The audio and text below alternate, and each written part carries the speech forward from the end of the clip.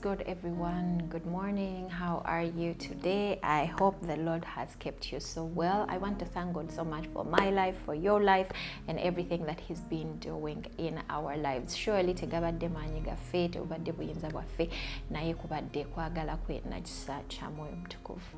Welcome back to Word of the Week, and today I am going to be talking about it takes your input too. It takes your input too. And I'm going to be reading from 1 Samuel chapter 2 and verse 8. But of course, we will take the example of Daniel because we have been studying about Daniel for the past 2 weeks. So this is what it says.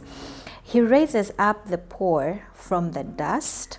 He lifts the needy from the ash heap to make them sit with princes and inherit a seat of honor, for the pillars of the earth are the Lord's, and on them He has set the world. Now, yes, Mukama asitulaba naku abavu n'abatuuza n'abalangira, yes, 100%, but it takes your input too. No matter how small, you have to put in something to have these things come to pass in your life as well. And we are going to be looking at the example of Daniel. What did Daniel do to sail through okuva kukuba nti he was just an exile to somebody eyafuuka very important in the kingdom of Nebuchadnezzar. So Daniel consulted God at every step. This was his own investment. Okugoberera Katonda, obutava ku Katonda we. He was faithful to his God. Wadde okwenyenyaako, regardless we yali nabo oba munsi we yali wali nga tebamanyi Katonda. His own input and his own investment to see himself sitting with kings and dining with them was he had to be faithful to God.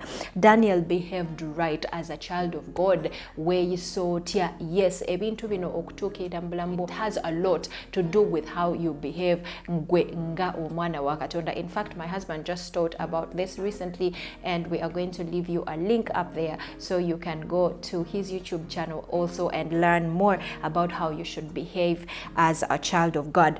Point number 3, instead of crying no kwekubagiza, Daniel embraced the challenge. This was his way of putting in his investment. This was his way of playing his part in these things coming to pass in his life, because Daniel teyekubagiza wabula yagendanga maaso ga Katonda n'amugamba, Mukama, how do you want me to go about this? Mukama, this is what I require okuyita kweno step jendiko okugenda ku level eddako. Daniel yeresa everything kyebamuwa ekyava ewa kabaka, good food and all these things, and he decided to feed on vegetables, not to defy himself. This is input.